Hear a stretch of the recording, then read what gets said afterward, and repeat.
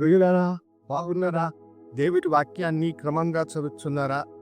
ప్రార్థిస్తున్నారా? నేటి ధ్యాన వాక్యము పేతురు రాసిన మొదటి పత్రిక 3వ అధ్యాయము 17వ వచనం. కీడు చేసి శ్రమపడుట కంటే మేలు చేసి శ్రమపడుటయే బహు మంచిది. ఇక్కడ దేవుడు తన బిడ్డలైన వాళ్ళందరితో చెప్పేటువంటి మాట ఏంటంటే, కీడు చేసి శ్రమపడుట కంటే మేలు చేసి శ్రమపడుట మంచిది అని అంటున్నా. ఒకడు దొంగతనము చేసి దొంగగా వాడు చెరసాలకు వెళుతాడు. ఒకరు నరహత్య చేసి మనుషులను చంపి చెరసాలను శిక్షను కనుగొనిస్తూ వస్తారు. మనుషులకు ఇలా రకరకాలైనటువంటి కీడు చేసి మనుషులు శ్రమపడుట అని తమకు మేరేమో అని అనుకుంటా. దానివే ఇక్కడ భక్తులవుతున్నారు. కీడు చేసి శ్రమపడుట కంటే మేలు చేసి శ్రమపడుట.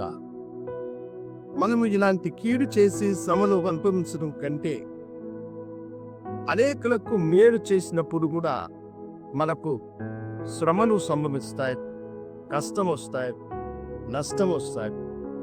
అయితే మనము మేలు చేసి శ్రమపడుట అది మనకెంత మేలు. గెలీలియన్ అనేటువంటి ఒక శాస్త్రవేత్త ఉండేవాడు. అతను భూమి సూర్యుని చుట్టూ తిరుగుతుంది అని చెప్పిన మాట ఆ దినాల్లో ఉన్న మతకర్తలు దాన్ని అంగీకరించుట అతనికి మరణశిక్షను విధించారు. అయితే అతడు చెప్పినది ఎంత సత్యం, దాని ద్వారా మానవ లోకానికి ఎంత మేలు కలిగిందో తర్వాత కాలంలో ఆ మతకర్తలకు సంబంధించిన వారి గ్రహించి బహిరంగ క్షమాపణ వారు కోరిన మన ప్రభు అయిన యేసు మనుషులందరికీ మేలు చేసేవాడు. కుంటివారిని స్వస్థపరిచినాడు, గుడ్డివారికి కన్నుడిచ్చినాడు, కుష్ఠరోగులను బాగు చేసినాడు. అయితే ఆయనకు వచ్చినటువంటి బహుమానం ఏమిటి?